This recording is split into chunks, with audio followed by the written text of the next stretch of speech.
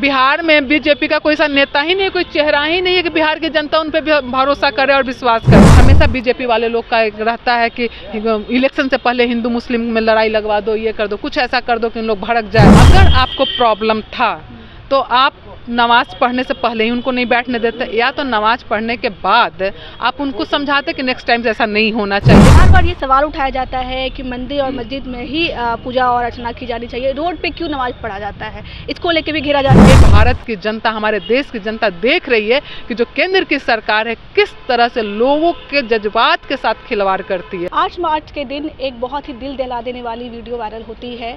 इस वीडियो में हम देख सकते हैं कि एक नमाजी है जो नमाज पढ़ रहे हैं, दिल्ली की ये घटना है, और उसको एक पुलिस के अधिकारी आते हैं और लात मार देते हैं। ये बहुत ही दिल दहला देने वाली घटना है। भारत के सभी लोगों ने ऐसा देखा, ऐसा नहीं होना चाहिए था। इसी सब तमाम मुद्दों पे हमारे साथ बात करने के लिए मधु मंडेरे जी है, राजद की प्रवक्ता है। क्या कहिएगा, ये जो घटना हुई है? ये घटना बहुत ही दुखद है। इस तरह की घटना नहीं होनी चाहिए, क्योंकि हमारा देश जो है सभी धर्म को सम्मान करता है। हमारे देश में हिंदू, मुस्लिम, सिख, ईसाई, बौद्ध, जो भी धर्म के लोग रहते हैं उनका बराबर सम्मान होता है। हमारा देश में अलग अलग भाषा, अलग अलग मतलब ड्रेसिंग सेंस जो भी होता है कि हम हर को एक्सेप्ट करते हैं। और यहाँ पे अगर किसी भी नमाजी पे इस तरह से जो है वार किया जा रहा है, लात से मारा जा रहा है, ये बहुत दुखद है, बहुत शर्मनाक है। ये नहीं होनी चाहिए और इसके लिए गृह मंत्री जी को, माननीय अमित शाह जी को माफ़ी मांगनी चाहिए कि इस तरह की घटना नहीं होना चाहिए। बहुत मतलब मैं तो पॉलिटिक्स में हूँ, इसलिए किसी भी आम जनता से आप जाकर के पूछिए, सबको दुखद है और सबके लिए बहुत बुरा है कि इस तरह का घटना नहीं होना चाहिए। बार बार ये सवाल उठाया जाता है कि मंदिर और मस्जिद में ही पूजा और अर्चना की जानी चाहिए, रोड पे क्यों नमाज पढ़ा जाता है, इसको लेके भी घेरा जाता है हमेशा। अच्छा देखिए, एक चीज़ होता है ना कि जो मुस्लिम समुदाय के लोग होते हैं हर फ्राइडे को और नमाज पढ़ते हैं, और उस दिन छुट्टी का दिन नहीं होता है, रविवार नहीं होता है, उन लोग शुक्रवार को करते हैं। तो नमाज पढ़ने की वजह से होता है, देखिए बहुत सारे जो लोग होते हैं हर किसी कहीं ना कहीं काम करते हैं। किसी आप ही के बताइए, आप ही के यहाँ कोई स्टाफ होगा मुस्लिम काम कर रहा होगा, अगर वो मांगेगा कि 3 घंटे का छुट्टी हमको चाहिए, हम जाके मस्जिद में नमाज पढ़ेंगे, तो आप ही नहीं देंगे। तो इन लोग कहीं ना कहीं नियरेस्ट किसी जगह पे सामूहिक रूप से एक जगह बैठ करके नमाज पढ़ते हैं। अगर आपको प्रॉब्लम था तो आप नमाज पढ़ने से पहले ही उनको नहीं बैठने देते, या तो नमाज पढ़ने के बाद आप उनको समझाते कि नेक्स्ट टाइम ऐसा नहीं होना चाहिए। आप ये कर सकते थे, लेकिन नमाज पढ़ने के समय ही आप लात से मारते हैं। ये कहाँ का मतलब नैतिकता ही नहीं है, ये अनैतिक बातें हैं। ये कहीं ना कहीं इसको देखिएगा तो इन लोग का जो हमेशा बीजेपी वाले लोग का एक रहता है कि इलेक्शन से पहले हिंदू मुस्लिम में लड़ाई लगवा दो, ये कर दो, कुछ ऐसा कर दो कि उन लोग भड़क जाए।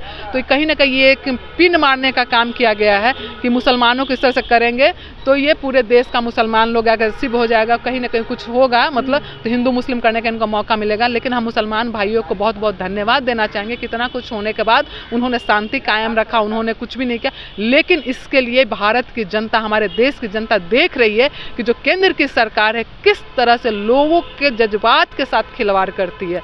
अभी कल की अगर बात करते हैं, रोड की बात, तो कल हम भी हिंदू हैं, कल हमारा जो है शोभा यात्रा था, महाशिवरात्रि का, हर जगह रोड पे लोग थे, उतरे हुए थे, बैंड बाजे के साथ थे। अगर हमारे साथ भी कोई गलत करता तो हमें दुख होता कि नहीं होता? लेकिन बाधा उत्पन्न होती है उस तरीके से करने में। तो बाधा उत्पन्न होती है तो आप ऐसा थोड़ी है कि नवाजी जब बैठे उसी समय आप लात मारोगे तो बाधा खत्म हो जाएगा।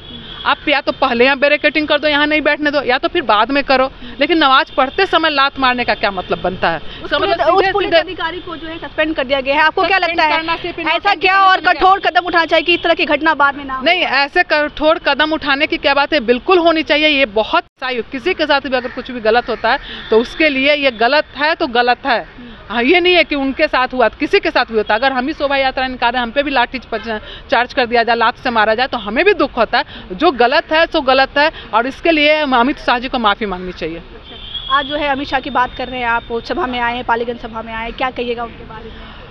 पालीगंज का, अरे आप बिल्कुल, जिस तरह से तेजस्वी प्रसाद यादव जी का जन सैलाब भर पड़ा था, और आप देखेंगे पालीगंज का जाकर के देखिए, आप लोग भी रिपोर्टिंग कीजिए, आप देखिएगा कितना भीड़ है, कितना लोग उनको समर्थन में खड़े हैं, है ना। तो ये सब इनको बार बार जितने डरे हुए हैं, और इनका सबसे बड़ी बात है कि इनको विश्वास ही नहीं है बिहार बीजेपी पर। बिहार में बीजेपी का कोई सा नेता ही नहीं, कोई चेहरा ही नहीं है कि बिहार की जनता उन पर भरोसा करे और विश्वास करे। तो इन्हें बार बार केंद्र से बिहार आना पड़ता है। सम्राट चौधरी को कहीं नकार तो नहीं रहे? देखिए, हम सम्राट चौधरी जी को भी नहीं नकार रहे हैं और ना बाकी दूसरे नेता को नकार रहे हैं। ये बिहार की जनता है, बिहार का राजनीति कुछ अलग है। अगर सम्राट चौधरी पे इतना ही भरोसा है केंद्र को, तो फिर उनको छोड़ देना चाहिए ना कि हाँ तुम करो।